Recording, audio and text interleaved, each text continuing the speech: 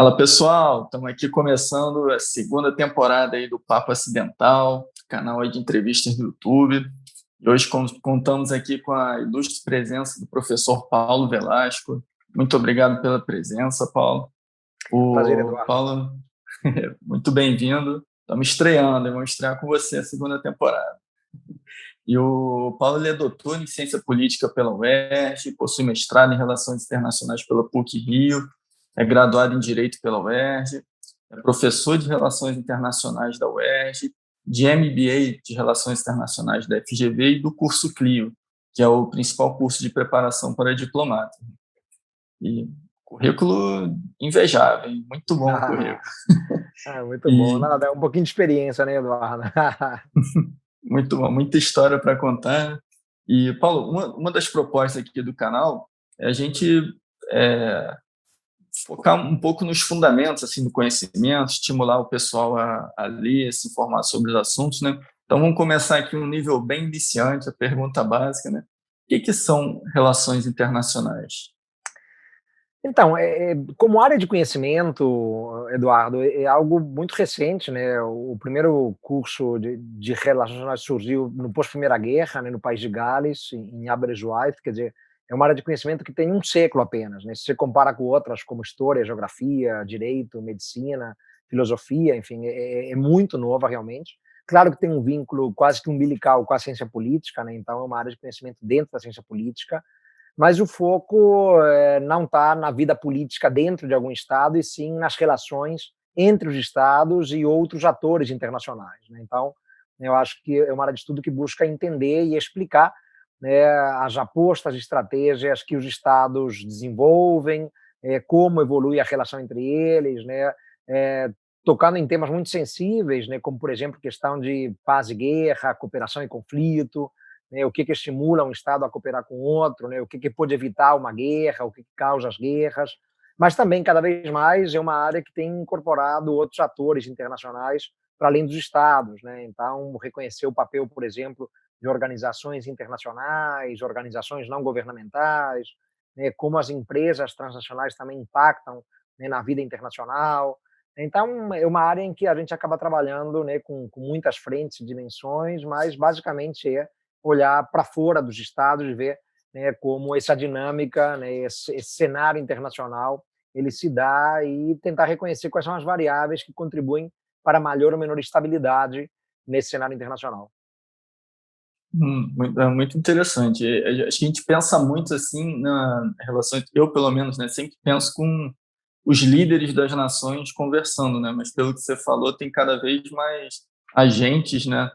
E você tem como dar algum exemplo assim de algum caso assim mais notório, mais conhecido, que agentes não políticos tiveram uma atuação importante? Então, Algum... podem ser agentes políticos, mas não necessariamente estatais, Eduardo. Então, por exemplo, quando você pensa na evolução da temática ambiental, né, sobretudo ao longo dos últimos 50 anos, essa evolução ela se deu não apenas pelos estímulos dos atores governamentais, mas muito pela pressão da sociedade civil, né, organizações não governamentais, né, como, por exemplo, Greenpeace, WWF, tem um papel muito proeminente, né, justamente pressionando os atores estatais e governamentais a avançarem com políticas de proteção ao meio ambiente, de combate ao aquecimento global, etc.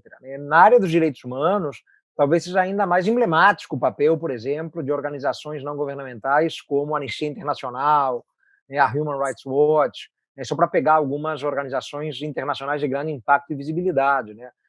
E também elas fiscalizam os estados, monitoram, pressionam, né? Então, a vida internacional ela é cada vez menos uma vida que se limite só aos estados, né? Temos que reconhecer, né, que muitos temas da agenda internacional eles evoluem e avançam graças, né, a movimentos sociais, né? Se a gente pega agendas como, por exemplo, né, os direitos da mulher, né, são agendas que têm sido mobilizadas muito por atores não estatais. Né, cada vez mais tem sido assim. Né? Por isso que não dá para pensar mais, né, como se fazia muito antigamente, as relações internacionais como sendo limitadas apenas a atores estatais e governamentais. É isso, inevitável para mim fazer um link um pouco com o nosso governo aqui atual, né? E para mim, ao menos, fica parecendo que eles fazem uma política desse jeito que eu estava imaginando, assim, como só levasse em consideração o governo. Acho que eles pensam, não, agora nós somos o governo, vamos fazer o que a gente quer, e parece que não tem esse diálogo, né? Ou as organizações, ONGs, instituições aqui brasileiras não conseguem dialogar com eles, né? Porque a gente vê muita notícia que eles estão indo na contramão do que grandes setores da população pensam, né? A tua sensação, Eduardo, ela é muito correta, né? A gente vê um retrocesso ao longo dos últimos 2 anos, absolutamente brutal, né, no que tange a esse diálogo entre Estado e sociedade civil, né? É um retrocesso importante, né, porque desde a redemocratização, em 85, né, como marco, principal desse processo, o Brasil vinha evoluindo, né, no sentido de estreitar o relacionamento entre o que são os atores governamentais, né, e a sociedade civil, né, para construir uma agenda de inserção internacional mais representativa, né. Então, na hora que o Brasil se coloca, né, em debates, discussões internacionais, em temas como direitos humanos, desenvolvimento, meio ambiente, é importante ouvir a sociedade civil, né, é importante ouvir os apelos, né, do cidadão, do indivíduo, né. Aí vimos, inclusive, a criação de alguns conselhos, né, com representação de organizações não governamentais, né. Eu te dou um exemplo concreto: em 2008, durante o governo Lula da Silva, foi criado o Conselho Brasileiro por um Mercosul social e participativo, um conselho composto basicamente por ONGs, que se reunia periodicamente com representantes do Itamaraty, do Estado brasileiro, para entender quais eram as principais demandas da sociedade brasileira em relação à integração do Mercosul, em relação ao futuro do Mercosul. E esses conselhos, eles foram desmontados por completo pelo atual governo, porque ele não faz nenhuma questão de ouvir a sociedade civil, de ouvir quais são as contribuições, né, que a sociedade pode dar, né, para o posicionamento do Brasil em várias negociações, né. Então, é uma impressão que você tem que está absolutamente correta, né, é um retrocesso, estamos voltando muitos anos para trás, né, e claro, é um tempo perdido inacreditável, né, porque outros países no mundo continuam caminhando para frente, Eduardo, no sentido de buscar construir aquilo que a gente chama, né, de uma diplomacia mais pública, né, tentar consolidar a política externa como uma política pública, né, porque a política externa não é apenas uma política de Estado, mas é também e deve ser vista como uma política pública, né, representando, né, os anseios, né, de uma sociedade mais amplamente representada. E isso o governo atual certamente não faz, e por isso que vemos muitas vezes, né, o país assumindo posições diplomáticas muito controversas, né, em temas como direitos humanos e meio ambiente, né, porque houve um descolamento brutal da sociedade brasileira. Eu lembro que eu via notícias, o Brasil votando junto com o Irã, com as repúblicas assim, bem radicais, assim, né, em termos não democráticas, né, vamos dizer assim, no mínimo, né, não democráticas e principalmente essa pauta de costumes, né, e a gente acha que nós somos um país, eu acho que é muito conservador né, no interior, mas a gente vê que as capitais são bem liberais, é assim no mundo todo, né? Então, se É, as capitais, assim, você tocou num ponto que acho que é crucial, né? A gente, quando pensa, por exemplo, na agenda de direitos humanos, né, que tem a ONU como uma referência importante, né, porque gostemos ou não da ONU, ela completou 75 anos no ano passado, né, é uma organização que faz muita diferença, né, na vida entre as nações, digamos assim, sobretudo catalisando discussões importantes, né, em temas como direitos humanos, desenvolvimento e meio ambiente, né, para ficar nessas 3 agendas sociais mais impactantes, né? O Brasil, desde a redemocratização, ele buscava assumir uma posição bem cooperativa junto à Comissão de Direitos Humanos da ONU em Genebra, né, hoje em dia chamada de Conselho de Direitos Humanos.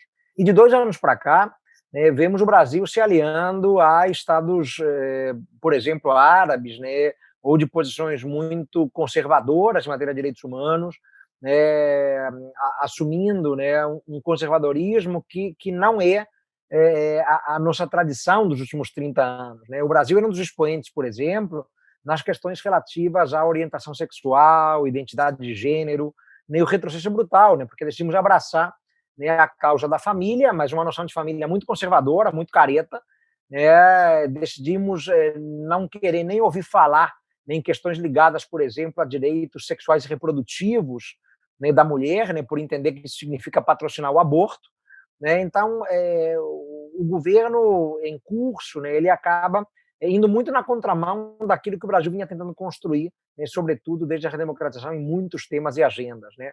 E esse é o ponto, né? Vemos o Brasil às vezes votando ao lado de países como o Afeganistão, por exemplo, em questões ligadas a direitos humanos, né? E isso não tem nada a ver, né, com o nosso perfil, a nossa tradição. Então, é um desmonte, né, que vemos acelerado, eu diria, né, de muitas das tradições consolidadas pelo Brasil ao longo de décadas e décadas em termos de atuação diplomática. E como que o Brasil construiu essa reputação diplomática de ser um país respeitado pelas outras nações? Como que se deu esse Pois é, processo? o Brasil, podemos definir o Brasil, meu caro Eduardo, como um país que não tem excedentes de poder, né? Essa é uma frase famosa de um ex-chanceler brasileiro, né, o chanceler do governo Figueiredo, né, o embaixador Ramiro Elísio Saraiva Guerreiro. Né? O embaixador Guerreiro reconhecia que o Brasil era um país intermediário, né, e que não tinha excedentes de poder. E, de fato, não temos. Né? Por mais ufados que sejamos, né, temos que reconhecer nossas limitações. Né? É, e muito por conta disso, o Brasil sempre apelou, Eduardo, muito para a lógica do diálogo, do entendimento, da negociação, né, da solução pacífica de controvérsias. Né?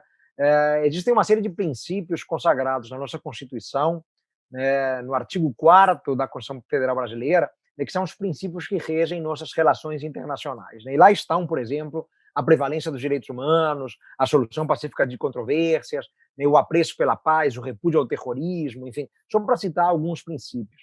Então, ao longo da sua história, o Brasil sempre buscou convergir muito com o direito internacional.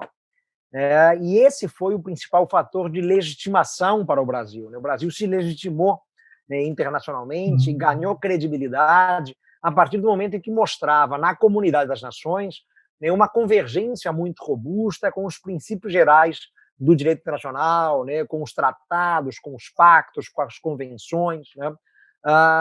E um apreço também muito expressivo pelos espaços multilaterais, né, entendendo que é por meio do multilateralismo, como a ONU, por exemplo, a OEA, a OMC, a FAO, a Unesco, né, só para citar alguns exemplos, é por meio do multilateralismo que conseguimos mobilizar de forma mais representativa os temas de interesse global, os temas de interesse transnacional. Então, não faz sentido que seja uma meia dúzia de estados, né, que conduzem a agenda. Não, tem que ser uma discussão mais representativa, mais ampla, né, e o Brasil sempre, né, se mostrou um entusiasta do multilateralismo. Então, eu diria que essa combinação, né, de um país que faz sempre questão de respeitar o direito internacional, né, com um país que tem um grande apreço pelo multilateralismo, ajudaram a construir uma tradição diplomática e uma identidade internacional, né, que inspira nos outros atores internacionais um respeito, né, pelo Brasil, né, dá ao Brasil uma grande credibilidade, legitimidade internacional. Seria mais ou menos por aí.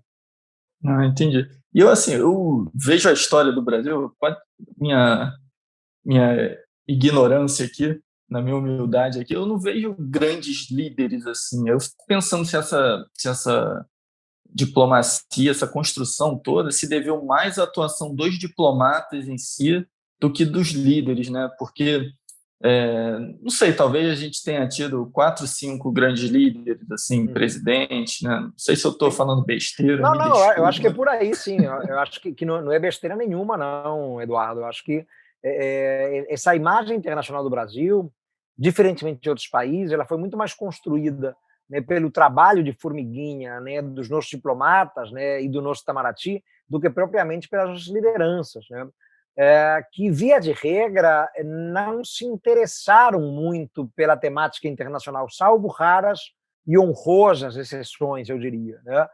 Foram poucos os presidentes da República, né, que, de fato, buscaram, né, levar o Brasil a uma posição de maior protagonismo, né, e se engajaram nisso e atuaram diretamente em favor disso. Né?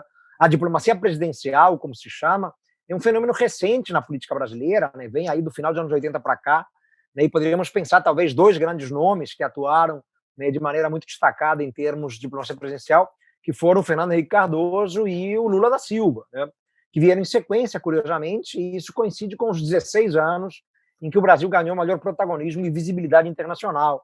Então, repara que não tem muito a ver com a agenda política, né, porque são de partidos rivais, né, que disputaram, inclusive, entre si a presidência. Não. Quando a gente pega, por exemplo, o ano de 94, de 98, os dois disputaram, né, um contra o outro, né, e ambos contribuíram muito para projetar o Brasil de maneira mais robusta na cena internacional, né, se associando muito a essa lógica de uma diplomacia presidencial. Mas, via de regra, esse Itamaraty, né, que é uma instituição muito respeitada no mundo, inclusive, de alguma maneira, isso vem muito desde o bom e velho Barão do Rio Branco, né? O Barão do Rio Branco é uma figura já muito antiga, né? Os 100 anos de sua morte foram celebrados e lembrados já em 2012, né? Ele faleceu em 1912, né? Então, né, ele morreu há mais de 100 anos, mas é tido como patrono ou pai da diplomacia brasileira, por ter introduzido alguns princípios que até hoje são muito caros à atuação internacional no Brasil, ou eram muito caros até janeiro de 2019, né? O apreço pelo multilateralismo, a defesa de uma solução pacífica de controvérsias, né? A defesa, né, da lógica regional e do bom diálogo com os vizinhos. O Barão se notabilizou na sua vida diplomática, né, como o diplomata que conseguiu negociar questões fronteiriças pela via pacífica, né, sem disparar um tiro sequer, né, sem ter colocado o Brasil em guerras, né. Podemos lembrar, por exemplo, as discussões com a Bolívia acerca do Acre, que era um território disputado, né, por isso que a capital do Acre é Rio Branco, inclusive. Enfim. Então, desde então, né, tivemos ilustres diplomatas ao longo das décadas, né, que ajudaram, né, a construir essa imagem, né. Então, o Rio Branco ali na Primeira República, né, o Oswaldo Aranha, né, durante a era Vargas, né, depois podemos pensar, né, já em nomes como José Sete Câmara, Araújo Castro, né, nos anos 50 e 60, né, os embaixadores Azereda Silveira e Saraiva Guerreiro nos anos 70 e 80, né, mais recentemente, nos anos 90 e 2000, né, nomes como, por exemplo, Luiz Felipe Lampreia, Marcos Azambuja, né, Celso Amorim, né, só para pegar alguns nomes, né, diplomatas ilustres, de momentos muito diferentes, né, partindo lá de trás do Barão do Rio Branco, que ajudaram a consolidar, né, um Brasil com legitimidade internacional. Né, além de outros, né, enfim, para não ser injusto, né, Joaquim Nabuco, Rui Barbosa, grandes nomes da República Brasileira, né, que atuaram como diplomatas em vários momentos e contribuíram para consolidar essa imagem. Então, você está correto também na percepção, né, de entender que não foram tantos presidentes, né, tirando uma ou uma outra exceção honrosa, como eu falei, né, o Lula, o FHC, né, foram muito mais os diplomatas a partir do Itamaraty, né, como uma instituição de Estado muito respeitada, né, que ajudaram a construir essa imagem internacional e essa nossa identidade internacional, podemos dizer. A gente pode dizer que o Fernando Henrique e o Lula tinham uma visão geopolítica, tinham bem definidos assim, conceitos de relacionamento internacional para o Brasil, tinha uma visão de Estado nesse sentido? Não há a menor dúvida, por motivos muito diferentes, mas ambos tinham, e muito. Né? Fernando Henrique Cardoso, por ser um dos mais importantes scholars e acadêmicos na área de sociologia do século XX, né? Sem exagero algum. Né? Então, um grande peso, uma grande envergadura, né, no meio acadêmico, né? Um dos grandes expoentes da teoria da dependência. Então, é um nome lido, respeitado, referenciado, citado como acadêmico no mundo inteiro. Né? E já no âmbito da sua vida política, né, ele teve muita experiência e traquejo internacional, inclusive por ter sido chanceler no governo Itamar Franco. Não podemos perder de vista que o primeiro chanceler do governo Itamar Franco foi Fernando Henrique Cardoso. Né? Depois ele saiu do Itamaraty para assumir o Ministério da Fazenda, né, onde lançaria o Plano Real. Né? Mas ele tem uma vivência de mundo, né, até porque o seu exílio, né, obrigou a circular pelo mundo. Né? Então, no Chile, na França, né, ele acabou conhecendo, né, claro, boa parte do planeta, da sua dinâmica, né, enfim, e é um acadêmico de peso na área de sociologia, e isso certamente ajudou nessa sua visão, como você falou, mais refinada em termos geopolíticos, né, no que tange ao que é, né, o teatro das nações ou a comunidade das nações. O Lula, por sua vez, como sindicalista, como um dos líderes sindicais mais importantes do Brasil desde a década de 70, também circulou muito o mundo afora. Né? Claro que circulou por um outro eixo, né, um eixo mais, né, de países com uma tradição, né, sindicalista mais forte, né, associando-se, né, né, a uma lógica mais à esquerda no espectro político, mas circulou muito também o mundo afora, né, e ganhou uma respeitabilidade, também uma notoriedade internacional muito importante, né, que também despertaram nele essa visão internacional mais aguçada, mais refinada. Então foram por caminhos muito diferentes, mas ambos, quando chegaram ao Planalto, Eduardo tinha uma vivência de mundo e um conhecimento de mundo, né, um com mais refinamento acadêmico, o outro menos, né, mas ambos, né, tinham uma noção, né, muito precisa do que é agir na cena internacional e se cercaram, vale dizer, né, de notáveis chanceleres. Né? O Celso Amorim foi chanceler durante os 8 anos de governo Lula, um dos diplomatas mais ilustres que passaram pelo Itamaraty, gostemos dele ou não, né, gostemos dele ou não, né, em termos de visão política e partidária, né, ele é reconhecido até por seus detratores e críticos como um dos mais brilhantes diplomatas que passaram pela Casa de Rio Branco. Né? E o Luiz Felipe Lampreia se cercou por nomes como Luiz Felipe Lampreia e o Celso Laffer. Né? O Celso Laffer, que não é diplomata de carreira, mas é um professor acadêmico muito conhecido, professor da USP, que tinha sido chanceler já no governo Collor. Então, se cercaram por nomes muito adequados, né, para administrar a política externa. Né? Algo bem diferente também do que vemos no governo atual. A impressão que dá é que o governo atual, assim, eu lembro que no início, assim, das notícias da nomeação, né, do Ernesto Araújo, né, parece que teve várias vozes, assim, dentro do Itamaraty se manifestando contra. Né? Óbvio que eu acho que fizeram isso em off, né, para a imprensa, mas talvez pelo respeito, assim, hierárquico, né, alguma coisa do tipo, mas ele não tem prestígio, né, entre os diplomatas, né? Ele não tinha cacife, podemos dizer, ou lastro, né, para chefiar o Itamaraty. Né? Puramente ideológico, então. Era um embaixador moderno, né, recém-promovido a ministro de primeira classe, nunca chefiou uma embaixada do Brasil no exterior, então não tem esse tipo de experiência, né, e passaram o Ernesto Araújo à frente diplomatas muito mais experientes, muito mais antigos, né, com muito mais lastro e cacife diplomático. Né. Foi uma conveniência ideológica, claro, né, durante a campanha presidencial, né, o Ernesto Araújo se mostrou um fiel seguidor das teses bolsonaristas e olavistas, mas nem sempre foi assim na sua carreira diplomática, vale dizer. Né, quando ele defendeu a sua tese no CAI, né, que é o curso de altos estudos do Rio Branco, Eduardo, né, que é uma das etapas que os diplomatas cumprem para poder serem promovidos, né, aos níveis mais elevados da carreira, a tese que ele defendeu sobre o Mercosul fazia elogios muito importantes à política externa de Lula, por incrível que pareça, né? Dizendo que não era um viés ideológico, que era uma política externa muito pragmática, muito pé no chão, etc. Então, a impressão que nós temos do Ernesto Araújo é que ele é um oportunista, um carreirista, né? E decidiu abraçar, né, meio que de última hora, né, os interesses do Bolsonaro, né, para ganhar uma proeminência, um destaque um pouco maiores, né, diante do novo líder da nação. Né? E acabou rendendo a ele, né, o cargo de chanceler. Ele caiu de paraquedas, podemos dizer, né, no cargo de chanceler, né, sem ter o estofo para isso. E você tem razão também, no sentido de entender que algumas vozes críticas se levantaram desde o princípio, continuam se levantando, né, inclusive por parte de diplomatas de carreira.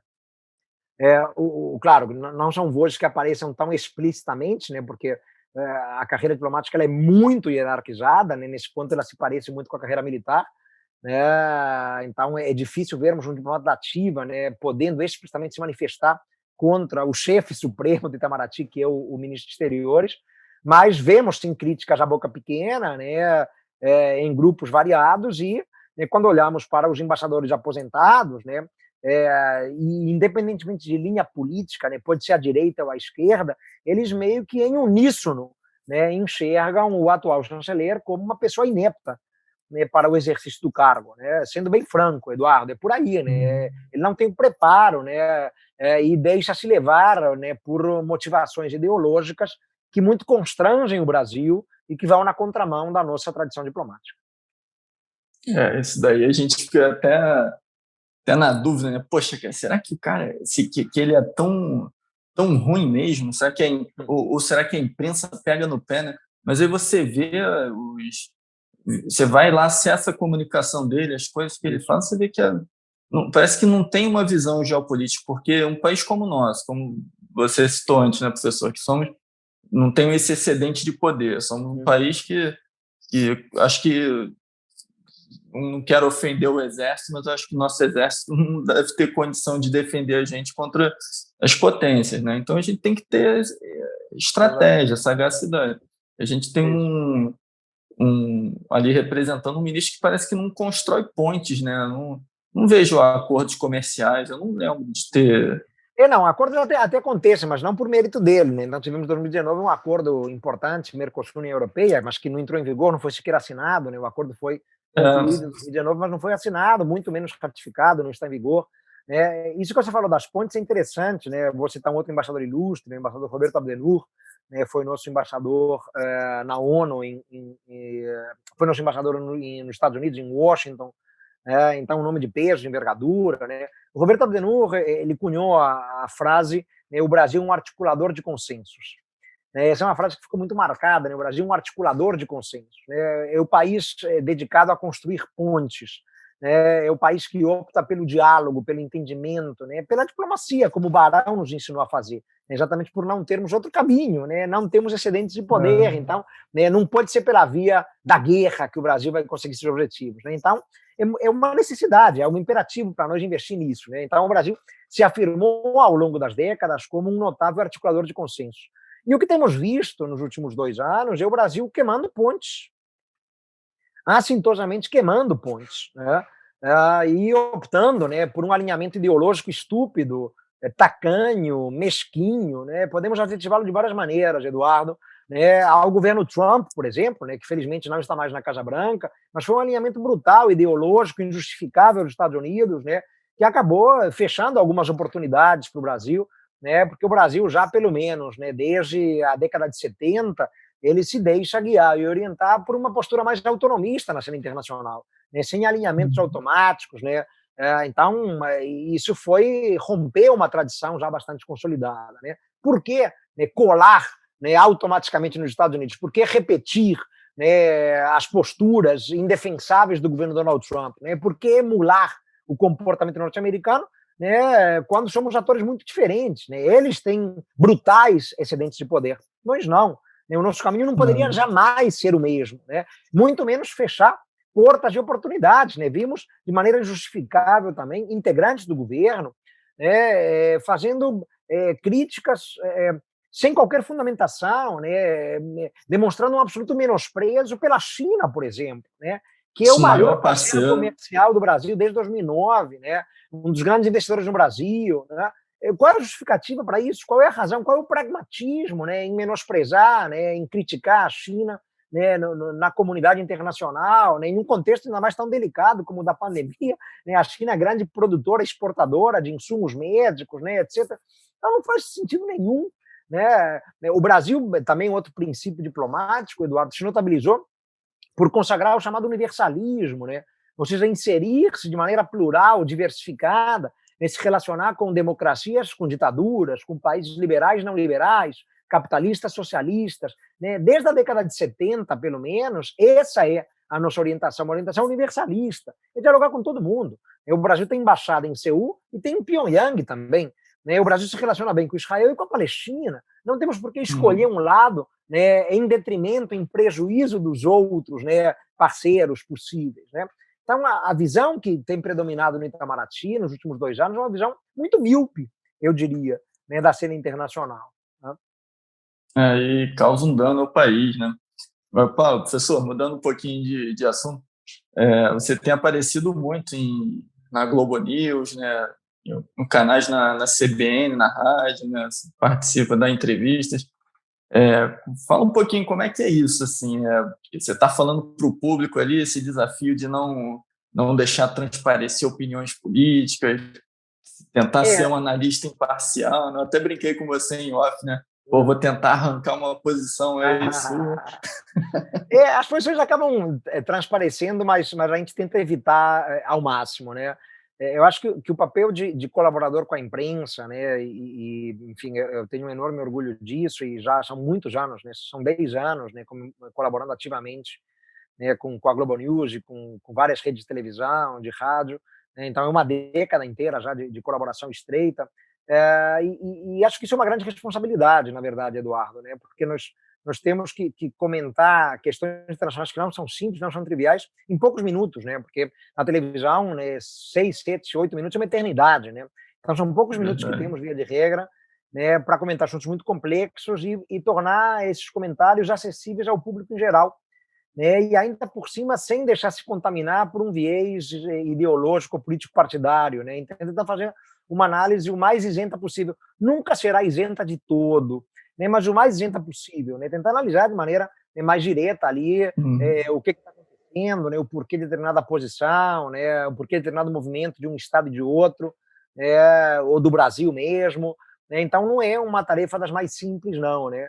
Mas, enfim, é uma maneira de contribuir, não só para a área de relações internacionais, né, que é uma área ainda em desenvolvimento no Brasil, né, e é importante a gente sempre ter, né, os professores, os acadêmicos, né, ganhando visibilidade junto à imprensa, né, porque de alguma maneira nós ajudamos, né, a mastigar um pouquinho os temas e tornar mais acessíveis ao público, mas é um compromisso com o próprio conhecimento, né, com a verdade. A imprensa, né, ela tem esse papel, né, a imprensa ela tem que, né, ter um compromisso com a verdade, com a notícia, ainda mais em uma era de fake news, né, isso é absolutamente necessário, né?